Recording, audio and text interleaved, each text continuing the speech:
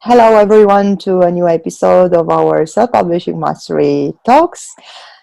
Today, we are together with Diana Giovinazzo. Yes, you did it so well. Hi.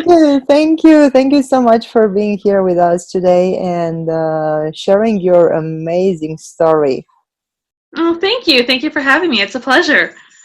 So, for those of you who don't know Diana, so first of all, let me tell you that she's an author, same as you are. Hmm. And she's also the host of a very popular podcast. The name is Wine, Women, and Words. There are so many things to share with our viewers, but I'd like to start with the most exciting thing that happened to you this year, the amazing news. Something that I think every author dreams about. So I'll let you tell us. Okay, want to take it away? Yeah. Yeah, the excitement is I got an agent. Woohoo! Yeah, I've been working on this book. It's called The Woman in Red. It's Mhm. about Anita Garibaldi. And it was from start to finish, I would say about 3 years to write it, and then another year to pitch it to agents. So 4 years altogether.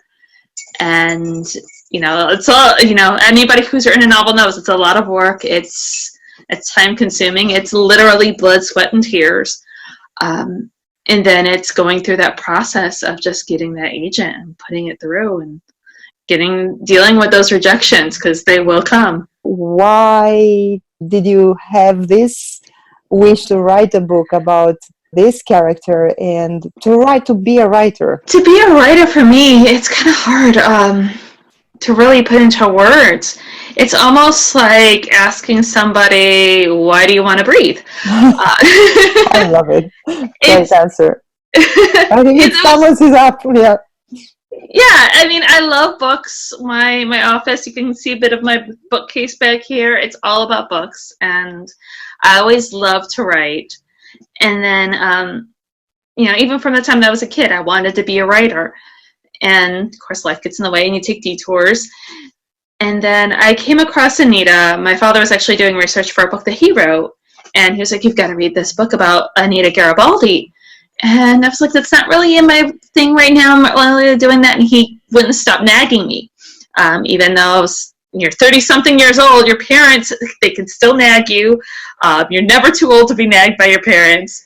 And so finally, just to shut him up, I picked up a book on her. And I fell in love with her story because it's a story that just isn't well known. She's this amazing woman, this complete and total badass, and nobody talks about her. She became a footnote in her husband's story, and I really felt that it was a story that needed to be told. So I decided, I'm going to write this book, and I got a first draft together within that first year, and then just kept working at it. And why did you? So you've got this contract with a literary agent. Mm-hmm. Already, congratulations. Why did you want to take the traditional publishing route? I still felt very green in the industry, and I wanted to be able to. And I had friends on both sides. I had friends who were traditionally published, I had friends who were self-published, and they were giving me their opinions from what they experienced. And I wanted to have somebody in my corner to help me navigate through the industry, because I didn't want to have to figure out everything on my own. And then on top of that, I have a tendency to be so busy with everything else, like the podcast and enjoying putting together events periodically, that I wanted to be able to have somebody there who can handle this other stuff that I didn't quite know, putting me in touch with a publisher, putting me in touch with, handling that middle ground to give my book the best opportunity it could, because I know that I couldn't. Getting a literary agent, that's the first step towards being traditionally published. I did it in 2012 without having a literary agent. I went to the London Book Fair and I had a manuscript. I had a manuscript of my short story collection with me. Mm-hmm. And I just gave it to, there were, like different publishers with booths. And I just gave it to a publisher, and 3 days later I got a contract. But that's the exception to the rule. Mm-hmm. You should all do what and now I have a literary agent, Stephen Hudson, here in LA. But you should all do what Diana did. Just if you want to traditionally publish your book, the first step is to get a literary agent. How does this process unfold? What steps did you take? I did a query letter. I actually did 4 query letters altogether. Those query letters, you draft it up, and I did a little bit at a time. I did about 5 agents a week, and I had this mindset pretty much with everything in life, that if I'm not rejected 5 times before breakfast, I'm not working hard enough. And that somebody told me that years ago, and that just stuck with me, and that's been my motto. And so I hit 5, maybe some, if I was feeling good, maybe 7 or 8 agents for that week, and I would see how many responses I was getting on that query letter. Did I get a lot of responses? Did I get outright rejections? You know, what could I do to read it? I spent as much time on that query letter almost as I did on the book, really, going through, looking at drafts, having other people look at drafts. And it was funny because there were some that I kept getting I like it, but I don't love it. That was my biggest rejection that I got, which I think is one of the most frustrating rejections out there, because I'm a fixer. So if you tell me, okay, well, there's something wrong with this plot, okay, I'll go and I'll fix it. Mm-hmm. But nobody told me that. It was just, I like it, but I don't love it. And there was no other, clarification on it. So that's what was starting to drive me nuts. And you get a lot of those rejections as you're going through the process of them saying no. And I remember in some of my more stressful days, I talked to my best friend and I'd be like, I swear to God, they've got like this antenna on their head where they know I'm having a bad day. And I just get like 3 or 4 rejections right in a row. I've got clients in my office yelling. It can get frustrating. And then I went through this period of just not hearing anything for months. And I'd actually have to say the Women's National Book Association was a huge help for me. Getting into a group where you can network, where you can talk to people, where you can get resources. And in December, we did a pitch and query workshop. And we had Marilyn Atlas, who's a literary manager, come in, and she taught us, how to pitch your book, how to pitch yourself as an author, and how to query. And I was able to get some time, almost one-on-one with her, and it was her and a couple other friends, and we all brainstormed our books with her. We brainstormed our queries, we brainstormed our log lines, which I didn't know what a log line was until I wrote a query letter. It was like that, and then for those of you who don't know, that's that thing that goes on like in a movie. Okay. That first line that catches you for a movie. That's a log line. And so she was like, what's your log line? And I told it to her, and she was like, oh, that's a crappy log line. She's a literary manager, and so she does a lot of stuff for the movies too, and she's like, oh, that's terrible. Let's rework that. And so while we were there, we found the root of what my log line would be. And so I redid the query letter again, 4th one, again, reminding you, because it felt like a ton of them by the time that 4th one came around. And then, and this is the part where I was telling you over the weekend, in January, I finally heard something from an agent. And it was and I hadn't sent out the new query letter yet, and it was from an agent that I pitched way back in September. And she wanted 50 pages. And I got so excited. I was like, yes, this is it. And I sent her off those 50 pages. And a week later, she turned me down because she liked it, but she didn't love it. And I was just devastated. And because I was thinking, okay, this is it. This is my chance. It's going to be great. And so I said, well, she queried, I was heartbroken. I went and, got myself a nice lunch, put on some gangster rap, got myself back into the mindset of, okay, I'm going to do this, grabbed a bottle of wine, and went back to work. And I was like, just 3 agents tonight. All I've got to do is just pitch 3 agents. I can pitch more tomorrow, just 3 agents. And the next morning, one of those agents came back to me, and and I used my new query letter, by the way, and she wanted a full manuscript. And I got all excited, and I was like, okay, this is it. And it wasn't like super as excited as I was with the first one, because at this point with this one, I figured, okay, it's my first full request, and that in and of itself is a big deal. And if she doesn't like it, then there's somebody out there better who will. Mm-hmm.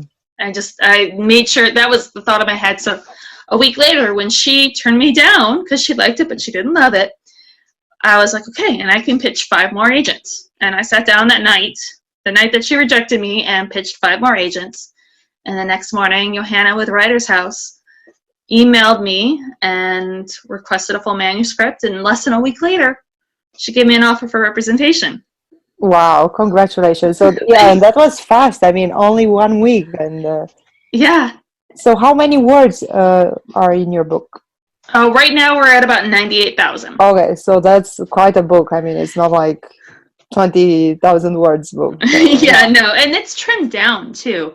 I had it for a little while there. It was around 100,000, and then I trimmed it down because I had also, in that process of working on this book before this, I had pitched too early, which is something that you shouldn't necessarily do.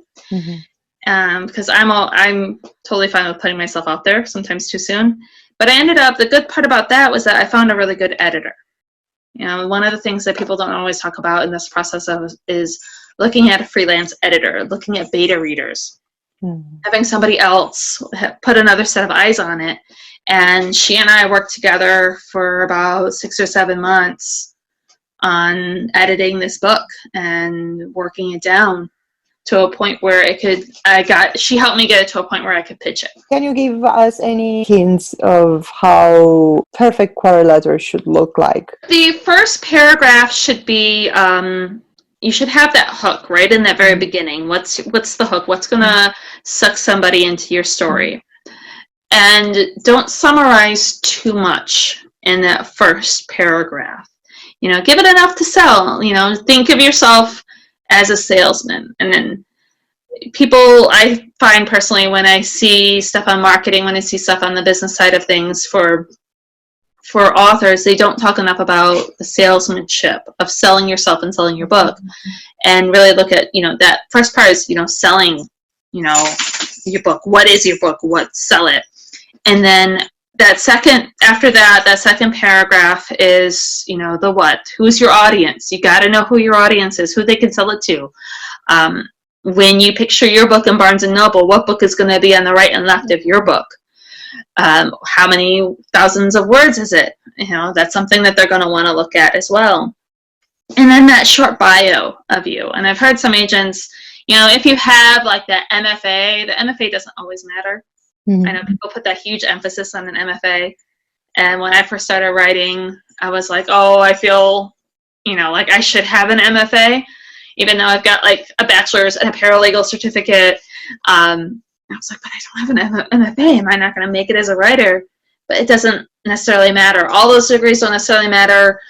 All of that stuff. If you're beginning and you have no literary experience, that's not necessarily that big of a deal. You told me that you had like quite a long list of agents. 100? Mm-hmm. I had a goal of pitching 100 agents. Wow. I figured if I didn't get anybody within that 100 agents, I would consider going to a small press publisher or starting my own little indie label. How did you actually put up this list of literary agents? You know, slowly built over time. And some of the things that I did was, the first thing I did was look at the books that I liked, the books that I had on my shelf that were similar to what I was writing. And you go back and you look at the acknowledgments, because you should always read the acknowledgments because they're, you know, nice thank yous. But in the acknowledgments, writers always thank their agents. So you can find out who that agent is in the acknowledgments. And I would go and pitch that agent. You know, I'd put them down and go research them, see what their query status is. And then there's also other websites that you can go to. There's querytracker.com. That was really helpful. And then there was also Manuscript Wishlist. And it was this database of agents that had, you know, what they were interested in. And, you know, I would go on there, and then I would go on the agency website and see if that author was still interested in historical fiction. And if they weren't, was there somebody else in their agency that was still interested in historical fiction? and just really spend time researching those agents. And that's another reason why it's always good to do like maybe 5 at a time.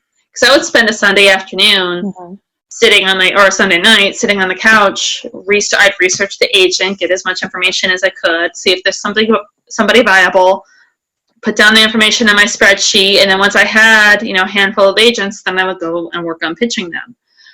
It's like applying for a job with somebody who isn't actually actively seeking new employees. What makes, in your opinion, a great literary agent? Oh, that one's. I still feel very much a rookie when it comes to this question.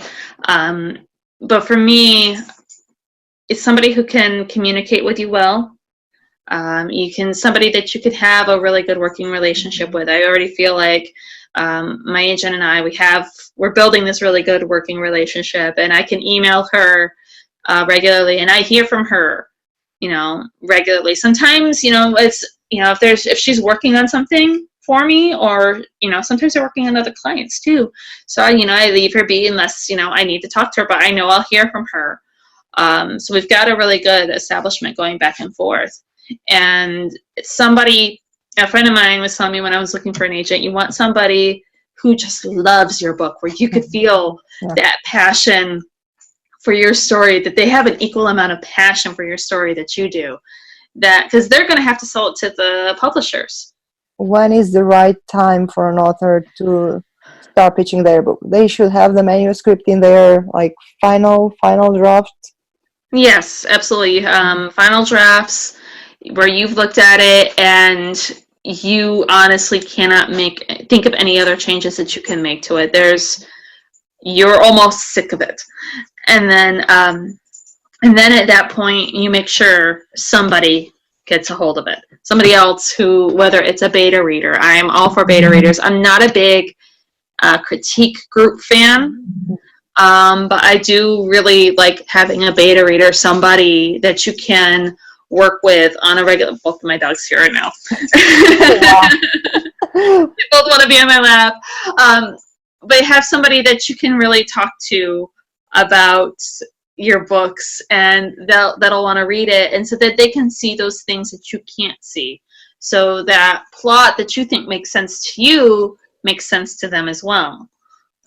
And probably someone who's not necessarily a very close friend or family, because I think they tend to be a little bit biased and say, oh, you're doing amazing. So you want somebody who's going to be totally honest and give you constructive criticism. Absolutely. In fact, my beta reader, who's my writing partner, because I actually ended up using about 2 beta readers plus an editor, because I ended up paying for an editor, because it was just like I went through 2 beta readers. And then I was just like, I'm not getting anywhere with this. And at that point, I think that round I pitched maybe about 40 or 50. Or no, not even that much. I think it was like 15 to 20. And I finally had somebody come back and go, well, you need to rework this. And I was like, okay. And so I reworked some stuff and, did some expansion with an editor. I paid a freelance editor to help me out. And especially with it being my first novel, I really wanted that help. But the funny story with my beta reader, who's become a dear writing partner and a really good friend, she and I were following each other on social media. I want to say it was like Twitter or something. And she had a blog, I had a blog at the time, and she was like, I need a new beta reader for my book. And I was playing with something else, and I was like, well, I'll be your beta reader, and you can help me out with this. And we started emailing with each other back and forth, and it was like it was a daily basis. Every day we would talk, and we got to know each other, and we exchanged chapters between each other. Turns out she's from where I grew up, and she's helped me with Anita from beginning to end, and now I'm championing her to get her book published, to go out and go through the same process of working with an agent and getting an agent to publish her book. And so, sometimes you end up building this friendship with somebody who's going to be honest with you. Well, I think friendship is always based on honesty. And what I love about this writers community, that we are also kind of united and helping each other. So I think that's really amazing. It And is. I've never seen a group of people so embracing of everybody else, where you think that they'd want to cut you down, or you're the competition, because they want, somebody might buy your book instead of their book. But it's the other way around, where it's just, I've made good friends with authors from podcasting and from blogging, and they were some of my biggest champions in getting this book off the ground, and I can turn to them for advice. And it's great. The community is great that we rally together. what helped you stay on track and don't give up? I am stubborn as a mule. For the most part, if I say I'm going to do something, I am going to pull through, and I'm going to do it. It may be 10 years from now that it comes through, or maybe 15 minutes from now. If I've set my mind to something, I'm gonna do it, and there's no stopping me. At the same time, though, having somebody in the corner to help out is really beneficial too. My husband, he was great through the whole process, because there were days where, I'm not gonna lie, it was just so frustrating, and I'd research the self-publishing, and I'd research the indie press. Well, maybe I need to go somewhere like this. Maybe I'm never gonna get published. And he was just like, we talked about this. We talked about what you wanted. That's not what you want.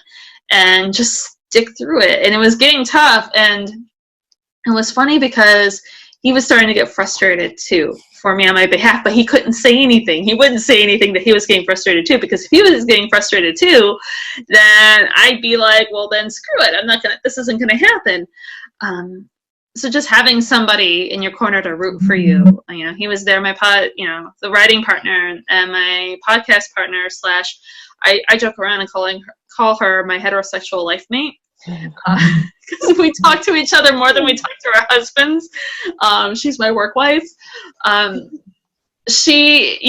talk to her, and I'd be like, I talk about, an agent turned me down yet again today, and she had come back with some funny gif or response that only a best friend could give.